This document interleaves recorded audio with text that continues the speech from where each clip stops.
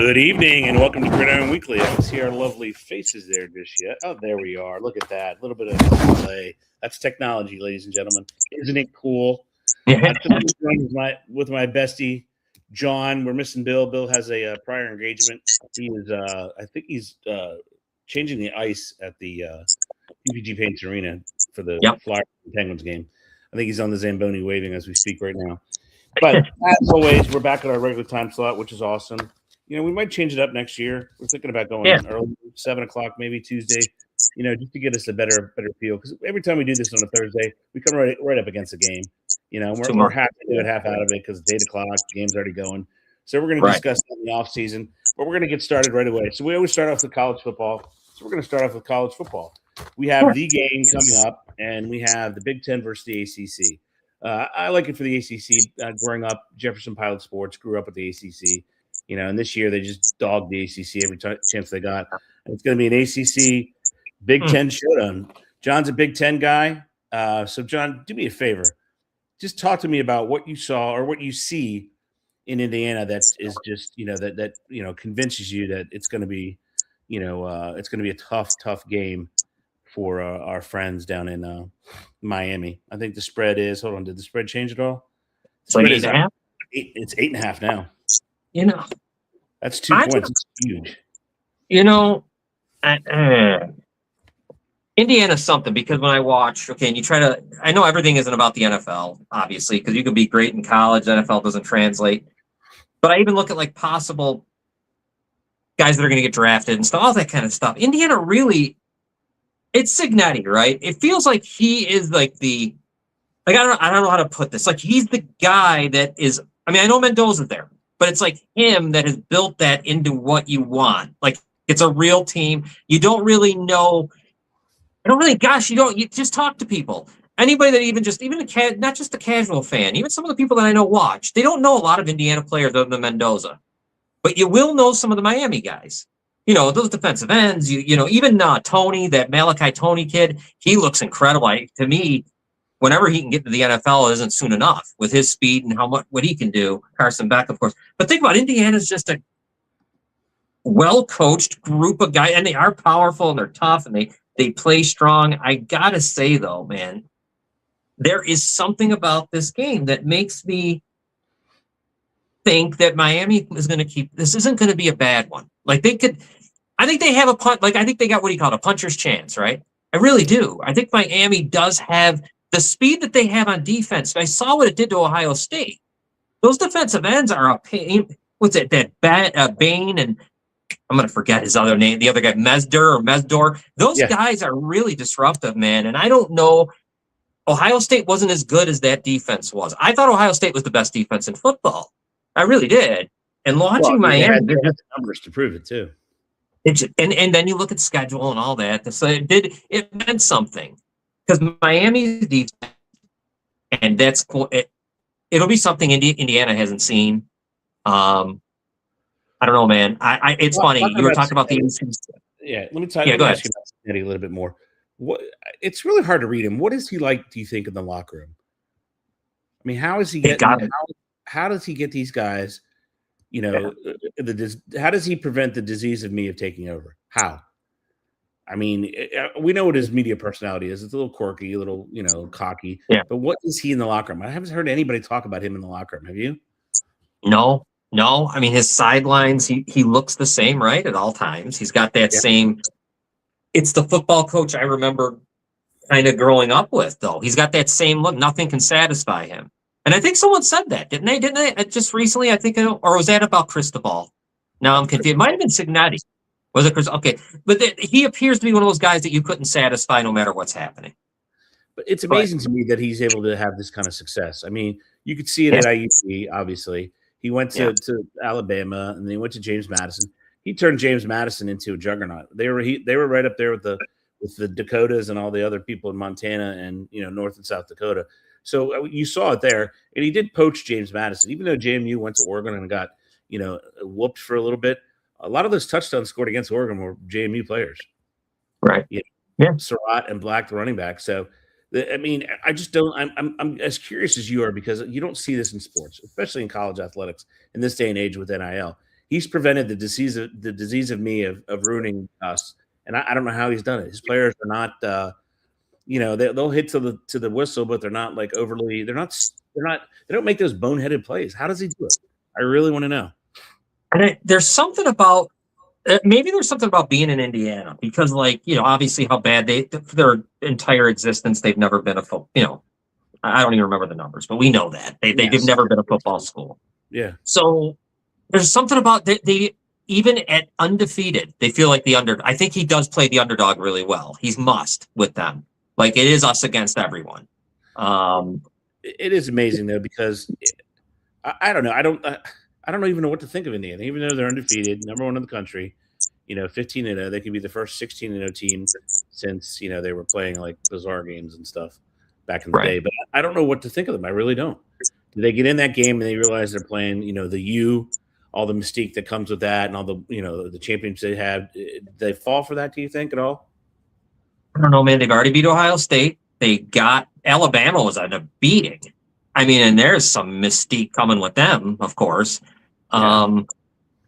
I don't think anything's going to. It's in Miami. It's a home game for them. It's going to be packed with Miami fans. They're not going to have the advantage they had against Oregon. They're just not going to. I mean, Oregon doesn't travel, but Miami is going to pack that stadium. They're going to have Michael Irvin. They're going to have all those ghostly stars on the sideline. The Irvins, the Calais Campbell. They're going to, all those players are going to be on the sideline. I just don't know. I'm with you. I don't know that it's going to be a blowout, and I don't know what happens in Indiana if you get up on them quick. Say say it's reversed from last week. Say first quarter it's 21-7 Miami. What does Indiana do? They're not a quick strike offense, right? They don't have the Malachi Tonys of the world. And then what are they going to do if Miami gets the lead? Miami can hold the ball because they can run the heck out of the ball. They'll run their quarterback. They'll run those huge backs. So that's what I want to see. Can Indiana survive some sort of mishap or some sort of that they're not expecting to do? Like if he throws a pick six against Miami, the place is going to go berserk. First of all, I'm with you. I don't know. We'll pick here at the bottom of the hour, but I don't know. I don't know what else that Indiana has because their matchups have been ideal for them. They just have everywhere they have. I think Ohio State. For me, when I looked at Ohio State, they lack speed on defense.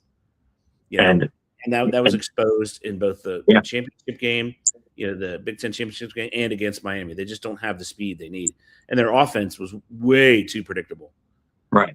So I think, and that was the difference in the game in both games. They knew exactly what was coming. But as far as Ohio State, I mean, they would deserve to be up there. I mean, they're going to send 57,000 people to the NFL again, right? So it's going to be. Go ahead. In Miami, though, they are so fast on defense. The two defensive ends. I mean, that was the first time I watched Ohio State. Because even when they lost to Indiana, it was still a slugfest. It was still a bad. That was not like how they got beat by Miami. Miami made them. They're the team that made them look slow. They were the ones. They did it. Because I hadn't seen that all year until that game. To me, that right there told me, Jesus, Miami. They really there's a different level. And Indiana hasn't seen it because Indiana hasn't had to deal with it. I mean, the Big Ten, as much as I love it, I mean, once Penn State, faltered and once Oregon was kind of, whatever with them. I mean, I don't know. I didn't really have I didn't think the Big Ten was as strong. And then Michigan's not good. I mean, so you only had Ohio State, Indiana, and I don't know, man. I mean, just Indiana. It proved really just Indiana was the class. But for me, it's always been referred to as the Big Slow 10, right? Mm-hmm. They always lack speed. Great linemen on both sides of the ball, but they lack that high-end elite speed. I think Miami has that. I mean, like you were saying earlier, that Malachi Toney, a freshman who shouldn't even be there. He should be a senior in high school. First of all, he graduates high school in 3 years, which is incredible. And then enters college. In the second semester, which would have been his, second semester of junior year. He's second semester of college. He's in college already. So I think that's going to be an issue, and I don't think Miami worries too much about going down because it's happened to them before, and they've learned so much. I mean, what on Miami? I mean, the lines for me. I mean, the two lines are just Miami has just big dudes everywhere. Yeah, I know. On this show, I don't usually care. What I say doesn't really make a difference. But I know way back when, I thought those were the two best things in college football was their offense and defensive lines. And I tried to hold to that even as things were going to hell for them during the season, when they were losing games. It didn't make sense to me. And you know what? And I kept on. Cristobal did a great job too. Let me say that about him, because I used to put him in the same category as Franklin and some of the others. Correct. Well, I think he's taken himself out of it because he won big games. And there's something about him that I could see why players. He's held that. Think about, you talk about like what Cignetti has done too, and you're absolutely right about not getting that the selfishness. He's done a hell of a job at Miami too, because there's guys here that are just, Bain and the other defensive end could play right now in the NFL. Let me have them this week for the Bears against the Rams. I'll take you. I'll take them too. And, Bain and yeah, you're absolutely right, and that's an excellent point too. Even down there with all the circus that is the U, he's kept those players in check. I mean, you don't hear about them off the field at all. You hear about everyone else. George is a mess off the field, right? They've had so many players, arrested and in legal trouble for since Kirby. I mean, it's 1 or 2 a year. It's ridiculous. But again, you're right. Cristobal's done a wonderful job. And then, I just pulled up their offensive line. I mean, these cats, you're talking, Bell is the big number 70. He's 6'9", 340. I mean, he gets 340, 350, 340, 315, 330, 300. I mean, 350. These are just massive human beings. 6'9". Yeah, that's insane. I mean, and they're just, they got a guy from your neck of the woods, Francavilla, 55, from Toronto, Canada. I mean, and here's, as you look at the roster, it's littered with Florida. They're defending their territory. You have Miami, St. John's, Florida. You have Cape Coral. You have Orlando, another Miami, Orlando, Sanford, Florida. I mean, they're defending their backyard. Jupiter, Florida. That's another thing. Hollywood, Florida. Miami, Florida. Fort Lauderdale, Florida. Miami. I mean, if you're able to defend that, high school football down there in Tampa, Winter Garden. I mean, high school football down there, it's a different beast. It truly is. And if you're able to defend and keep that talent, I mean, good on you, because that's what it is. And the defense, is the same way. All right, so we're going to go back to Indiana real quick. Where is Indiana most vulnerable, in your opinion? It's a great question. Most vulnerable to me would be in this game. It'll be totally exactly how Ohio State how it went with them. It's going to be, can the big guys in my mind, Indiana's offensive line handle Miami? The pressure, they get it with 4. They'll get it with those 2 ends. If they can, and I have yet to see Mendoza really under pressure, right? We haven't really seen him under pressure. So we haven't seen in the one game, the Big Ten championship, took that massive hit in the beginning. That was it. That was it. And and then they played that game, that Big Ten championship was in Indiana. So you're going to have this game in Miami. I think it's huge that they're, like you said, let something happen early. You said intangibles. We were talking earlier off show. I remember you were saying about the intangibles Miami might have, that type of stuff. I think that's the type of stuff that I'm thinking of. That crowd, the place is packed. Everything is going to be against Indiana. And I think Indiana feeds off that, as I said earlier, being us against everyone, because, we're the Hoosiers. We should be playing basketball. Sure. Here we are, number 1 in the country. But I think it's the speed. I don't think they just don't have this. Even Sarah, I like the wide receiver, Elijah Sarah. He's Surratt, him, whatever. I don't know, though. He doesn't match the speed of Miami. It's going to be interesting. I'm going to tell you right now, man, this line of 8.5 is a little, I think it's, we're going to make the pick, but that's a little high. Yeah, well, Canada, you said it started at 10.5, right? Yeah, I saw 10.5 a while ago, yeah. I wish I'd have got 10.5. Yeah. I think your point is I think that if that Indiana's defense, right, if they don't get pressure with 4, they don't have the back end speed. They don't. Yep. They don't have players that can fly. They've got really good football players, but they don't have speed. If they're not able to get to Beck, who, by the way, is as seasoned as any stake you would want, him and Mendoza. So they both they both protect the ball. They both make decisions, process quickly. I think that's kind of, for me, that's a wash. But if they're not getting pressure, their linebackers are not fast and their DBs are not fast. And if Miami gets those wide receivers running crazy, number 8, the heck's his name? Number 8, I forgot already. Where is he? Where is he? I can't remember. Oh, I'm sorry. Yeah, I'm sorry. Keelan Marion, number 0, and you pair him with Malachi Tony. If those guys start, and then you have Upshaw, who's big. If those guys start, doing it, and Joshua Moore, I forgot, 6'4". So if those guys start running wild, man, look out, because they don't have that back end speed to help them. And conversely, Miami's going to try to throw Messidor and Bain at them. They're both almost the exact same size. They're both 6'3", one's 275, one's 280, but they run well. But the reason they didn't have that much pressure against Ole Miss, they got tired, because of so many snaps. So, can Miami use their ball control offense and their defense to turn them over and seize control of the game? Because I don't think Indiana's seen anything like this. Even I know Otson Field is very hard to play in. Everybody says it, and they have the home record to support that. But you haven't gone to the U, right? I mean, this is like big time, and I think it's an advantage for them. When even though they're not playing, but you look over that sideline, you see Ray Lewis, you see all their players. I guarantee there's going to be even more there, right? With what's going on. If you see all that, you could easily get caught in that ridiculous mystique that they've created over the years. You're going to see Clinton Portis. You're going to see all these guys, and you're like, oh, my goodness.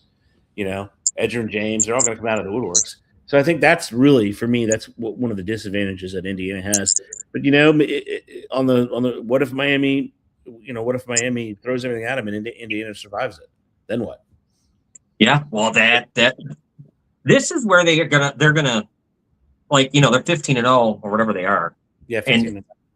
And they'll earn this national championship. I'll say that in this game here. If they can go into Miami and beat Miami, they've already beat Alabama. They beat Ohio State. I mean, they're beating everybody you need to beat, allegedly. That are and then Miami with Carson Beck, who's seen it all. He's a ninth year, whatever he is, and then all them guys. I wouldn't. But this is why Signetti, like I said last week, if this guy stays in Indiana, he does this, he will end up being one of the greatest coaches that I recall, because he will have taken this program and stays with them and wins a national title. I mean, I can't stand him, man, but he's forcing me to like him. He truly is. And it has to go down as one of the greatest seasons of all time, right? I mean, to beat all those names, and then have an undefeated 16-0 season, got to be one of the greatest seasons of all time. Yeah, just an amazing. You go to Ohio State. How good does Indiana look for extending them, right? Oh my God, yeah, right. No, they are. I'd never in a million years, right? Just think back 10 years ago, even 5 years, thinking of Indiana. They showed them in the Copper Bowl or something years ago. They showed the footage from the 90s. It's. And they produced a couple quarterbacks. They have, Trent Green, one of the, Jeff George, Trent Green, two pretty darn good quarterbacks, out of there. But that's kind of it. I mean, they don't really produce that much of anybody else. So it's going to be super interesting, and I just, you focus on that, and I don't know that they have that much on that defensive line. I'll pull it up here in a second, but for Indiana, I mean, they had such incredible starts in their 2 games. They really did. Yeah, and that helped out a lot. I mean, the way they jumped on Oregon just was a mistake after mistake after mistake. Right? Yeah. They throw the pick 6. Dante Moore comes back, good on him, and goes right down the field, and they're able to, tie the game. And then they have all that. They get a stop, and they have all that crap with the mesh point and this and that. So it's going to be that's going to be interesting to watch. I'm in the midst of pulling up their defensive line. And the other point, an incredibly salient point you made with the fact of the NFL draft, right? Miami's got, good Lord, so many names that are going to go, and Indiana they just got football players, man. They just got ballers that want to play football. I mean, Tristan Abram, he's okay. I mean, they're just football players. That's pretty much what they are, right? Yeah. Stephen Daly was the one they were missing in the last game, correct? The defensive lineman. Yeah. So he'll be healthy. So that's a boost to them, because he's smaller but quicker, 6'1", 260, and he's quicker. He's quicker. But other than that, you're right. I mean, their linebackers are okay. The best linebacker they got from James Madison, and then they have Kamara, who's good, and that Yeah. Mario Landino is pretty good too. He's always in there doing stuff.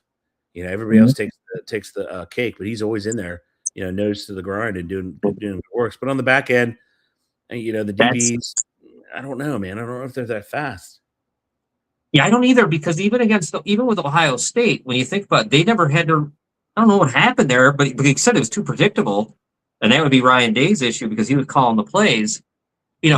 Jeremiah Smith, you really didn't get to see much of it in tape. You know what I mean? It was just really. They ran a complex zone, with blitz practice off that zone, and they just put the cap on the offense. They just really did. He could never get free. You look, Miami made that mistake with letting him get free a couple times, and he burned him, right? Yeah. On those deep plays. I don't think, so that's the other thing, they're not a quick strike offense, but I don't think Miami can do that with the way they played that defense either. Malachi Tony is immensely talented, but they still have to have, zones and areas to run through. Even if you do a complex, lateral and vertical routes, they do a good job on that zone. I mean, they're just football players. That's what it comes back to. What you said, they're just football players that the guy is able to get them all to buy in. Now, the question I have, it was repeatable, and in every place he went. IUP was repeatable. James Madison is repeatable. What do they do next year? What do you think? I know. That's a great question. The roster they got his brother, right? And did they get someone out of the portal or something? Somebody agreed to go there. I can't remember who it is. I can't. They have a freshman, Mendoza, and they had another freshman out of Indianapolis who's tiny, and Naperville, Illinois. They got a junior. There's got to be someone coming, because there's got to be someone in the portal coming for next year with these guys. Don't you think? It's got to happen. Yeah, because I can't imagine that Mendoza's brother not ready. Someone's got to be coming, because I don't imagine. Yeah, I don't even know. Yeah, it's a great question. Next year, I don't even think about next year with Indiana, because I'm getting to the point with the way Cignetti is that I'm just assuming put anything on the field, he'll coach it and they'll do well. I don't. Oh, I know who they got. I just looked it up. They got TCU's quarterback, Josh Hoover. There you go. That's it. I mean, they're going to reload again, for the love of God. Yeah. You have to. He's created a place where people want to go. Right? That's amazing. And that's incredible. It's freaking Bloomington, Indiana. Yeah. There's nothing there. Literally nothing. The only reason I know about it, because we have a base there, Camp Atterbury, that we go to a lot. Which is not a great place to go, south of Indianapolis. But there's really nothing there, and he's made it a destination, which is, again, amazing, right? So that's for next year. The minute he said the whole Google Me thing, that took guts, man. And that was necessary, I guess, now that I think about it, because you are Indiana. Why not? You might as well, if you're gonna. What's the difference if you're gonna fail? I mean, you might as well go down swinging with Indiana. And he knew it. That's the thing about this guy. I hate to keep singing the praises of him, but everything that he does is what you'd want everywhere. I'd want him as my NFL head coach. You'd want him at any level. You'd want him to be the head coach. That's I'm surprised an NFL team didn't try to see what they could do. Well, they're not immune to a buyout either, right? Right. I mean, they still got to do something with that massive $93 million that he's owed, which would be, he's not going anywhere. I truly believe he might be a guy who stays there. He may never leave. It feels like to me. I mean, why would you? You've got command of the program. You have national media there all the time now. You're getting recruits. You're getting portal recruits. I mean, obviously the university is giving you money, right? Or else you wouldn't be able to afford that. So it's just who's going to outspend who is what it's going to be. Hey, did the Big Ten do anything as far as scheduling, like the ACC did, and the other conferences where like the SEC, you're going to have to play everybody now? Did they do anything like that? I thought I heard that on the radio just the other day. I don't think they have yet, but I feel like they're going to. I would think they would. They're going to, but I'm not. I would assume. Yeah, I swear I just heard them talking about that, but they haven't yet. I think that was the whole thing on the radio show I was listening to. But the Big Ten hasn't done that yet. But I think. I mean, they for me, should. it would even it out because Yeah. you look at I don't like I don't like the blow off games, especially week 1 week before the season ends. Week 11. The college. Right. I don't like that where you play Abilene Christian or some other north, south, east, or west, some directional school. For me, that's not football. And Alabama is guilty of it all the time. Yeah. Because they this patty cake they do.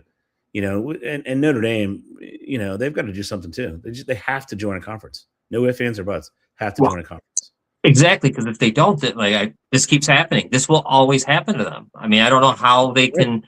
You just and go to the the ACC, PC, and just dominate. Why not? Yeah, go to the ACC. Still keeps your rivalries. Stanford, they play them every year. They play Pitt every year. They do the Catholics or the convicts for Florida State and Miami. They can play the North Carolinas of the world. I just think they should do it. And I think they're not looking at the bigger picture. I wanted them always in the Big Ten. I've always wanted to see them play in the Big Ten. I can never understand. I mean, it's perfect. But now you're right, though. I mean, you got all those rivalries there. So you could just go in there easily into the ACC. They're in there for basketball, I believe. So and soccer and lacrosse, and they win all those. Most of the sports they're in there for. And then you help the ACC out, even though it shouldn't need much. It's got Miami, it's got Clemson, it's got enough. It's got enough big names schools in there. But that would just didn't. Actually, it makes so much sense to have them. They just won't do it, but it just makes too much sense. And then because they're most sports are obsessed with even numbers, which makes sense. I would go after West Virginia, right? Yeah. Regionally situated.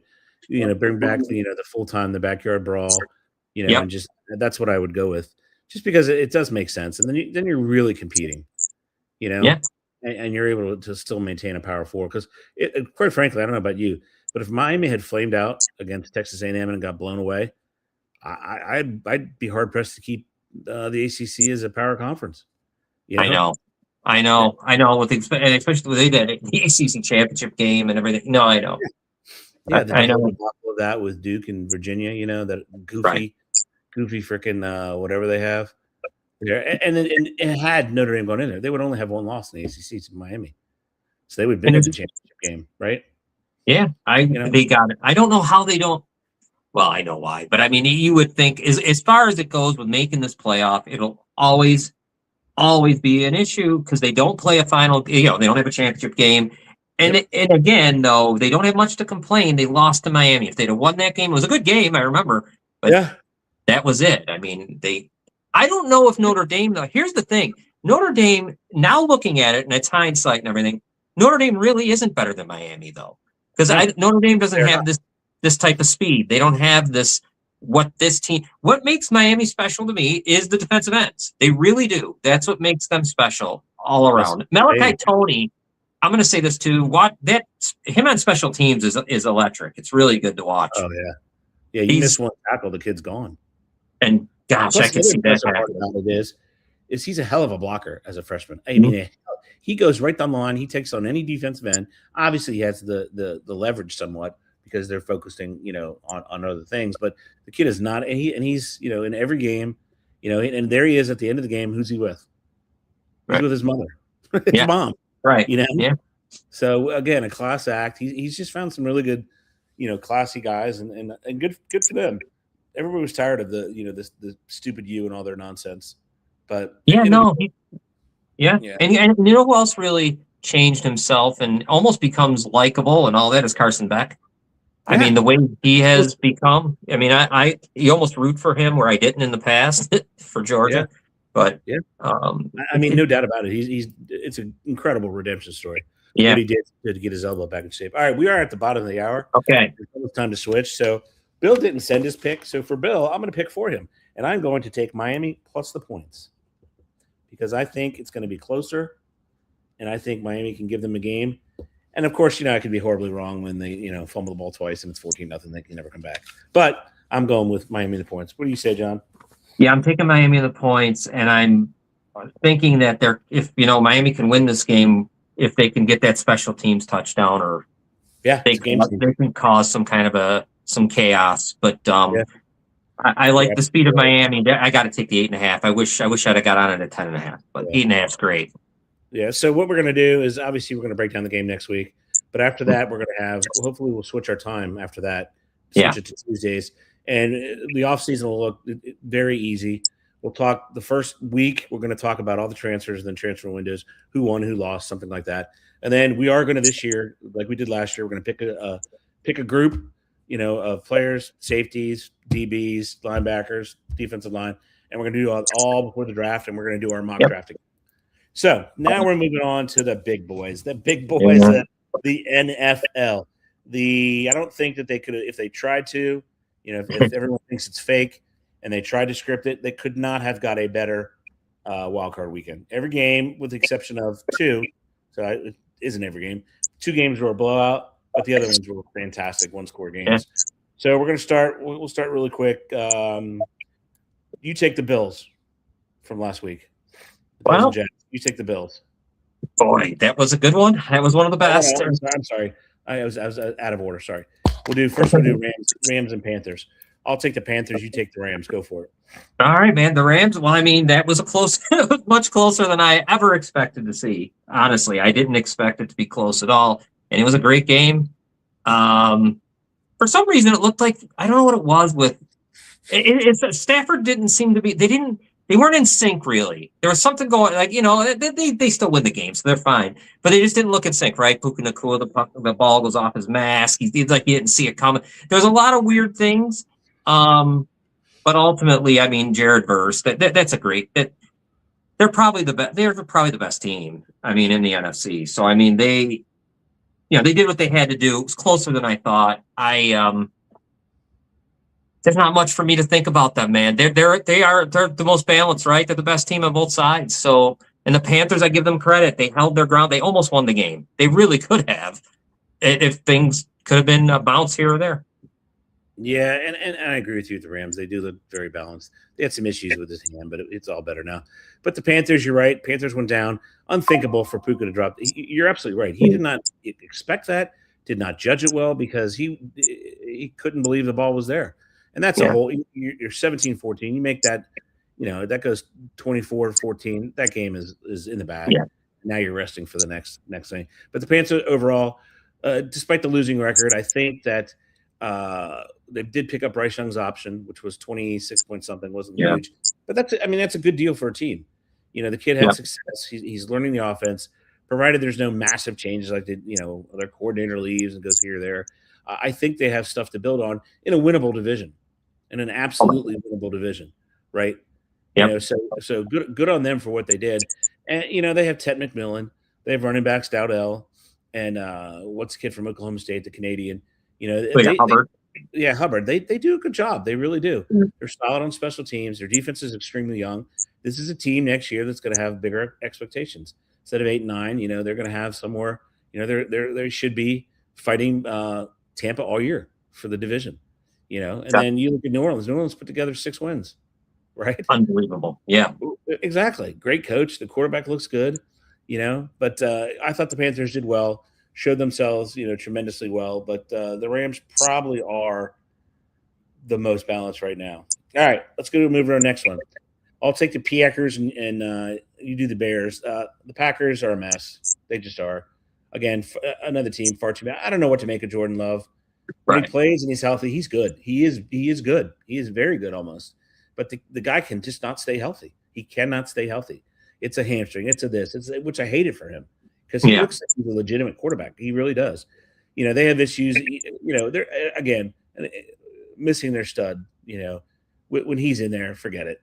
Right, it's a different story. Yeah, it is. It's and he just kind of walks around like a. Like a tiger, tracking the prey. He really does. And Mike is that good. He is. Yeah. I just don't know. And shame on them for not having, adequate, depth for that position. But it's tough. I mean, because he's really good. And they go next year. They don't have a first round pick. Right. But you do have Micah Parsons, which is something to be said. But you don't have that first round pick. And they have wide receivers out the wazoo, and they're the youngest team in the NFL. So they could probably keep themselves competitive for a couple of years. If the cards play right, maybe they add an aging veteran here and there. Maybe they go and get, maybe Pittsburgh gives them Cam Hayward in the middle. something akin to that. Right. Maybe they do that, but in the game, I think LaFleur got thoroughly outcoached. And the key to that was the dink and dunk, right? As a Bears fan, the linebackers and DBs aren't the strongest, right? Right. And they have so many friggin' injuries, right? Both of the what's his name was coming off an injury. The number 6, he was still injured. Yeah. So there's, and they just didn't take advantage of that, in my opinion. I mean, I would have kept the dink and dunk instead. They tried, because the biggest adjustment the Bears made at halftime is they shut down the run. Which shut down, and you're getting 1 yard on a run. And I know offense coordinators and coaches say, I don't care if you get 1 yard, keep doing it. But I think they should have pivoted and gone to the bubble screens, the quick slants, and stuff akin to that, because it didn't do them any good to try to run the ball.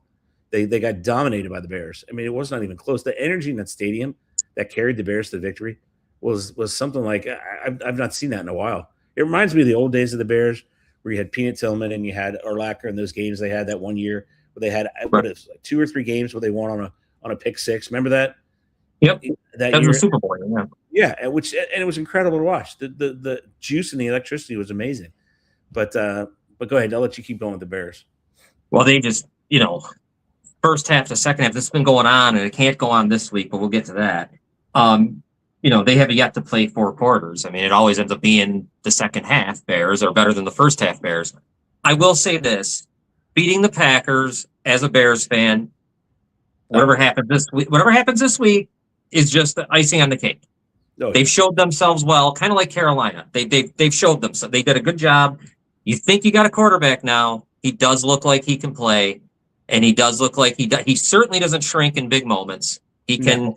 God, he's got a lot to do, and you just talked about Johnson. You hear what he says. He's got a big net completion percentage has got to go up. Things got to get better there. But I don't know, man. I don't even know what to say. I've never seen anything like it. You are right. It reminds me of that year when they went to the Super Bowl and lost to Peyton Manning. It's the same. It's very similar. But the second half. The funny thing is, even at the point where Golden does the play you're talking about, a little screen past him, and he scores. With about 6 minutes left, that should have ended the game. It really double digits. Yep, and they missed the extra point. They missed some field goals, and McManus. I mean, the Bears aren't even running the ball well. That's the other thing that I've noticed the last 3 weeks. They haven't been able to run the ball really well. And the thing is, you have 2 solid backs too, which is weird. Yeah, they're having a hard time running the ball. I don't know, man. It feels like this week might be the time's up on them, but it's hard to say because you watch this and Ben Johnson has them almost in a Signetti-like way believing that they're. How could you not? He did it 6 times this year. Yeah, over and over and over. It's the same thing. So I mean, that's the way to go. All right, let's go. We'll move on now. You live in Buffalo. I'll let you take the Bills, and I'll take the Jags. I'll go first. Some Jags. Okay. Jags showed themselves very well. I mean, I don't think I don't know about you. I don't think Travis Hunter is a difference maker. I just don't. Not yet. Yeah. I don't know. What's the guy really going to do except for really silly little trick plays every once in a while on defense? It's not like he's a lockdown corner or anything. I'm not a huge fan of his, but I think the Jaguars did well. They have the talent. I think Lawrence is finally coming into his own, and this should be a cautionary tale to teams that take quarterbacks in this upcoming draft. Some quarterbacks take longer, i.e. Bryce Young and Trevor Lawrence. They take longer to mature, right? Yeah. CJ Stroud didn't take long, although he had a terrible game, but we'll get to that. But I thought they did well. I think their future is bright. I think they're in a very competitive division, though, depending on what Indianapolis does with the quarterback position. But Jacksonville, overall, they showed Duval, they showed him proud. Go ahead. Yeah, and Liam Cohen should be possibly coach of the year. I mean, what he's done with Trevor Lawrence and that whole thing. I mean, they got to be proud. They just got to admit now, much like we just talked about the Bears, they got to build on this next year. You can't take a step back. Got to keep, putting layers on it and go forward. As far as the Bills go, Josh Allen's just he's the reason they win. I don't care what happens, when it happens, or whatever goes on. He's the sole reason the team wins. I mean, their defense is a little better, though. I will say they deserve a little break because the national media, I don't think, realizes in the last since week 12, they've done a lot better job stopping the run. and they haven't been half bad. Their defense hasn't been half bad. So that's not a big of a liability as people like to say it is. Because I think they think back to weeks 1 through 6. So the defense hasn't been bad, and Allen is a machine. I mean, he got hurt 3 times in that game, and he just, as long as he's standing up, they have a chance to win any game they're in. So I agree. It's amazing. All right, we'll move on. You start. Take the 49ers. Boy, there's another guy who could be coach of the year. I don't know how they do it. The Eagles should be. The 49ers. I got to imagine that their time is up this week, but winning that game was a huge win for all the injuries they have and everything else. I mean, they're riddled, and McCaffrey's unreal. I think he should be MVP. I really think without him, they're in trouble. He's closing in on 500 touches. He's unreal. Yeah, and I can't believe he stayed healthy the whole year. That's a miracle. But good on them. That's what happens when you get an entire year off to heal, right? Mm-hmm. That's what happens. He healed for an entire year. Yeah. Right. Got healthy. And you could see the guys, he dominated that game. Absolutely dominated it. And I just don't know what else to say, man. That team shouldn't have gone to Philadelphia and won. No, they just shouldn't have. Philly's a hot mess. They really are. I mean, I'll say they're just a hot mess. You can't, I don't care what you say about heat of the moment, blah, blah, blah, blah. You cannot have players and coaches going at it after each other. You can't do it. That's not a winning philosophy. And he has so many personal issues, Sirianni. And you just can't have that. And Jalen Hurts, their running game didn't work. Obviously, it didn't work, right? Because Saquon was just average. Although toward the end, he was putting some together, but they lost too many players. You lose too many players off your line, and that was the problem with them. You lose a Mekhi Becton, who was terrible as a tackle, but an unbelievable guard, right? Which I think that But anyway, I think they're a hot mess, and they have lots of cap issues. The last year of his contract, Jalen Hurts is like $80-some million or something. It's ridiculous. So, but yeah. Anyway, all right. Chargers, Patriots. I'll take Chargers. You take Patriots. I'll go first this time. Chargers cannot stay healthy. Nope. I mean, you lose 2 All-Pro tackles, and that's the difference. Herbert it's a shame because the guy's incredibly talented. Throws one of the most beautiful balls that I can see somebody throwing a football. And it's a shame because he's. Harbaugh, they fired a bunch of people, but they have to somehow stay healthy. Have to. And if they stay healthy, they got a bright future. But in this game, they could not. First of all, they couldn't get out of their way. They just couldn't do anything at all. Go ahead. Yeah. No, that was basically about it. You're right. I mean, Patriots got a nice break of a game. I mean, it wasn't a tough one for them at all. They were able to, and you get that feeling of playoff football for the quarterback and stuff. And it wasn't a great game at all. It wasn't very exciting. It was a horrible game. I feel bad for Herbert too. I mean, a little bit on the Chargers real quick. I know they got the offensive line was riddled and everything else. I hope Harbaugh can fix it because it would be nice because that guy's going to go down as one of the. He won't even be it won't even be like the Dan Marino thing. It'll be even more disappointing, unfortunately. So, I mean, New England almost had a bye, kind of. Yeah, in a way. Yeah, you're right. So, which was amazing that they were able to do that. Yeah. All right, we'll finish it up. You go first. You take the Texans, and I'll take the city that I reside in. Go ahead. Okay. The Texans again, and that was almost by it was a terrible game. The Steelers are, I mean, I don't know. I'm still not a big CJ Stroud. I have a feeling there's something isn't right with him. I'm not a big fan. I'm going to say it right now. And I'm an Ohio State guy. I'm just not a big fan. He looks confused.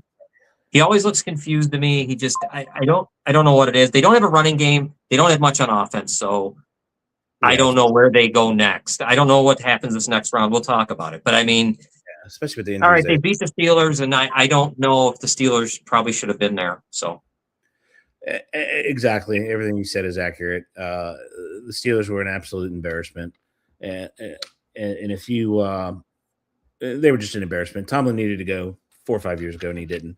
So that would have been much better had he did. There's a bunch of rumors of what happened. I mean, he was due to be not reprimanded, but they were going to change all the coordinators, and he was not down with that. So he just took a bow and bowed out. And again, he has all the records they love to spout out. He now has is tied with Cincinnati, with the 7 consecutive losses. He also has his own record, 5 playoff losses by greater than 21 points. Nobody else is close to him. So he has all that stuff going on. Pittsburgh is an absolute dumpster fire. They have no idea where they're going. Go ahead. You know what I'd always like to have asked someone? What in the world? And I've said this, and it always confuses me. I say it constantly. What did you think getting Aaron Rodgers, though? Like, right. It's very tough. It's one thing when the players or the coaches or the fans think, gosh, we're close. We can win a Super Bowl. It's disturbing to me when the management thinks that. Because why do you bring an Aaron Rodgers in? Like, there was no reason for him to be in Pittsburgh this year. Yeah. It was kind of I never understood it, man. Yeah. And they have and they went even further on his first round picks. He has a hit rate of less than 9% in the first round. Yeah. And the league average is 44. He's at 8.4, something like that, 8.9, something like that. And he doesn't develop anybody. He can't develop anybody. He took a lot of players. I would have championed if the Steelers defense was, say, 4 years younger. You had a 32-year-old Cam, 28-year-old Watt, and you brought in Rodgers. That's a success, right? Because he was average, and that's all you had to be if the defense was younger, But the defense was very old. It showed itself over and over and over again. To me, no idea where they go. The odds-on favorite in Vegas is the Chris Shula, Don Shula's grandson. But he's a defensive coach. 13 out of the last 14 Super Bowls have been won by an offensive coach. The league is passing the Steelers by. You cannot win with the defense, especially when the defense is old. Their defense is very old, and they're just old and creaky. And no way you can hide that. There's no way at all. They had to switch Jalen Ramsey because he couldn't make it a corner because he's too slow. And at safety, he was lost, completely lost. And it was never Minka's problem. Why Minka became the scapegoat, I have no idea. So, but it completely odd. But anyway, they've got, and to further embarrassment, they got the draft coming here. That's right. Go off this, that, and the other, and for their stupid streak with the coaches in 50 some odd years, 3 coaches in 57 years, that's fantastic, and that netted you 6 Super Bowls. That's great, and 8 appearances. You know what Belichick did in 18 years? 9 appearances and 6 Super Bowls. He matched you in 18 years. So their idea of this, and you can go one of 2 ways with the Steelers. You can go with a $6 to $8 million coach, or you can go with the $13 to $17 million coach. There's no way they're doing that. They're going to the 6 to the 8. And that's just the way they are. And for Art Rooney II to get up there and say, "Hey, we don't rebuild, reload, we reload." You're not that team. Once you lost your franchise quarterback. Yeah, no, there's no reload. There's a lot of really what he should say. There's a lot of work to do, because there really is. There's a lot of work to do, and let the people know that. Don't give the fan. That's just tell the fans straight out. You got work to do.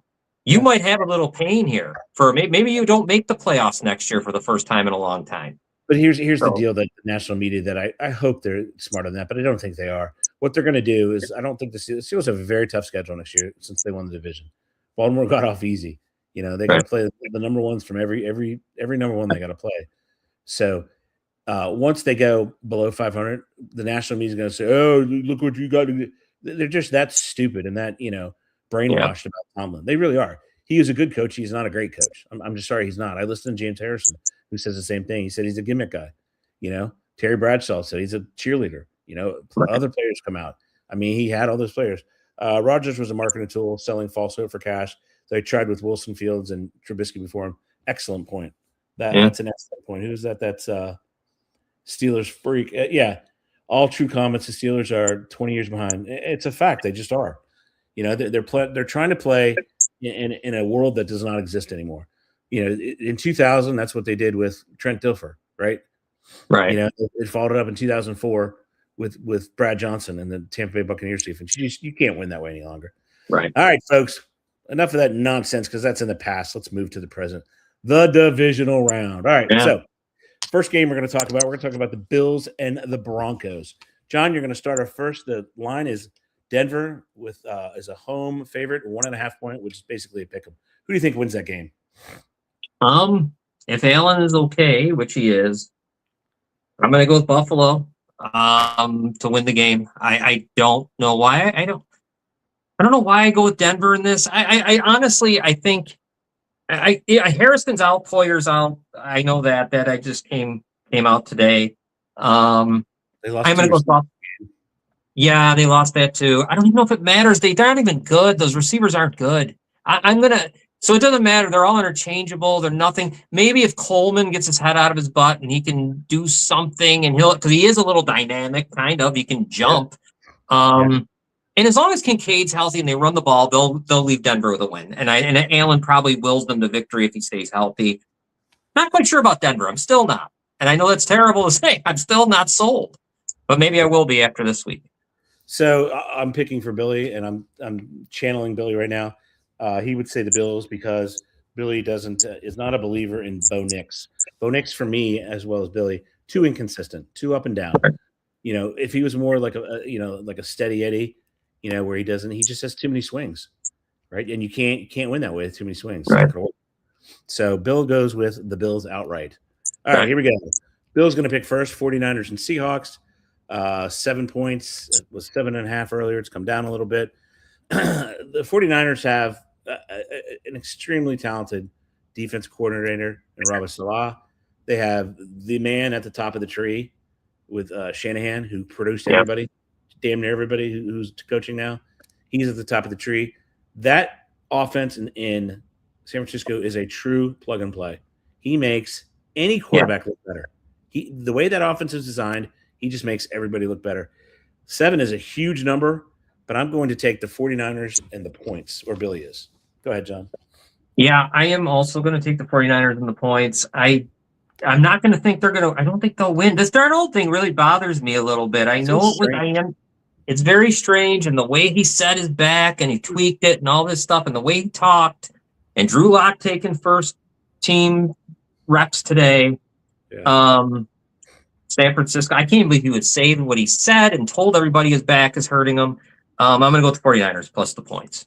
There you go. All right, we move on to Sunday. Sunday. The Texans and the Patriots. The Patriots are a 3-point favorite, over under 40.5. The Texans defense is for real. They are for real. I think New England runs the ball very well, right? So I think if New England is able to establish the run, I think New England wins going away. Because they're not going to have Drake May's not going to be silly with the ball, right? He's going to utilize his legs, and I would take Billy's going to take the Patriots outright to win because I'm with you. C.J. Stroud fumbled the ball 4 times, threw 2 interceptions. I mean, the Steelers are just that bad. He attempted to give them the game. I mean, he lost to the ball. So, but I'm taking Billy's taking the Patriots. And I'm doing that too, just for all the same reasons. Houston just doesn't have an offense. They really need to get one next year to be at least a little, because that defense is ready to win. You know what the biggest complaint I had about CJ is he refused to run. The play when they had the opening drive of the second half, when they had getting the ball down there, he had 5 or 6 yards ahead of him. Why did he throw the ball? Why? He did not run at Ohio State. I remember the national championship game when he did run. Yeah. And he had a huge, and I was stunned. I'm like, holy shit, he ran. I hadn't seen that all year. I always wondered why he didn't run. He won't run. But there's nobody around him. That's an excuse. I know. That's why they scare me. I mean, nobody around. Nobody. He could have picked up almost the first down, or he could have ran out of bounds. I don't know why D'Amico Ryans, who's a great coach, I don't know why he doesn't sit him down and say, hey, kid, we got a Super Bowl defense, buddy. You do not turn that ball over at all. You cannot do that against the Patriots. It's not going to happen. He looks awfully confused all the time. I have to go with the Patriots. Yeah.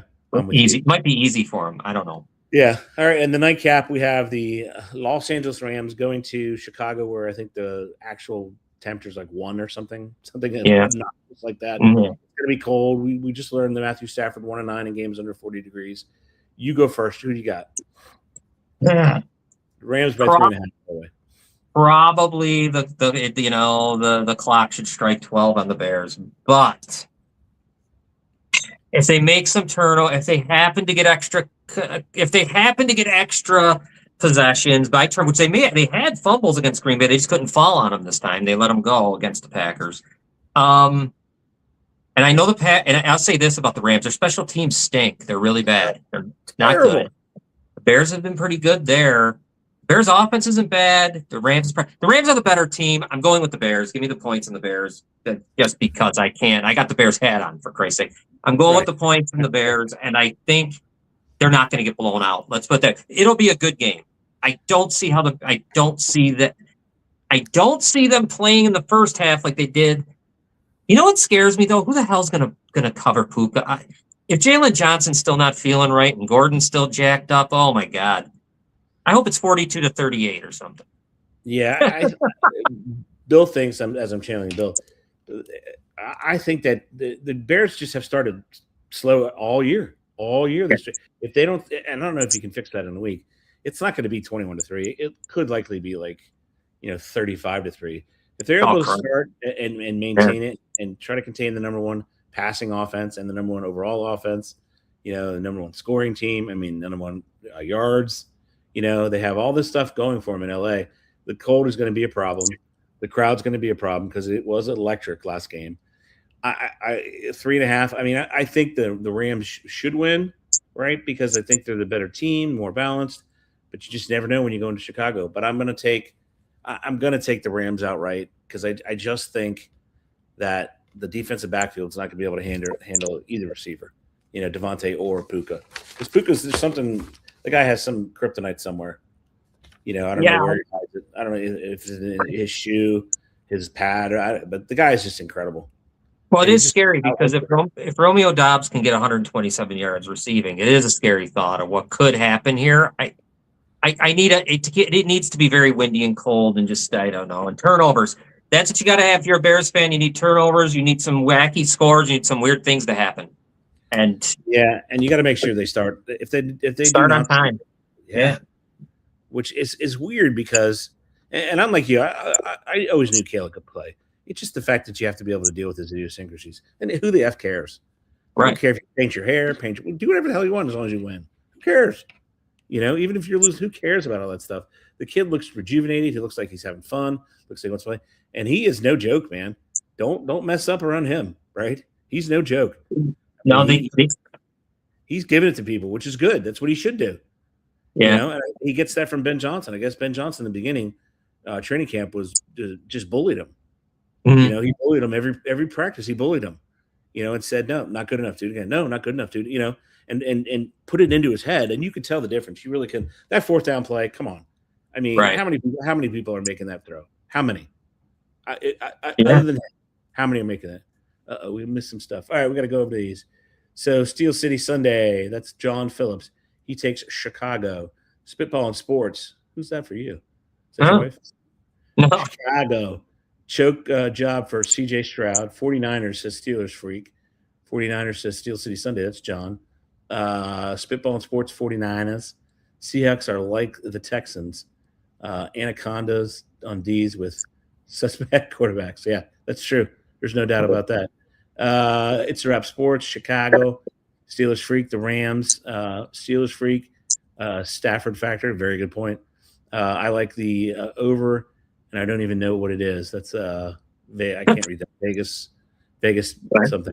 Yeah, and then what it is. But overall, I look forward to the next show where we can see who's going to the game that gets you to the game. So it'll be fascinating. I hope Chicago makes it interesting. I don't know how they're DBs because they're injured. They're hurt, and all he did, Love dropped back, and all he did was look for number 6. That's all he did. And I'll say this: that's where you got to get pressure on the quarterback. Maybe you just can't let Love sit back there. So that is the key, I guess, to the whole thing. Can Sweat actually show up for the money he's get paid and actually make a difference in the game? Yeah, he was better. He was better in Washington. He was way better. Yeah, he's not. He's not a factor. Dominique Robinson's better. Number 9, when you see him, he's better. Yeah. And he changed numbers too, which was stupid. But anyway, that's the way it was. All right, ladies and gentlemen, enjoy. Take the money, put it on the picks. These guys are pretty damn good, and we'll see you all next week. It'll be a blast. Lights out, Buttons. Later.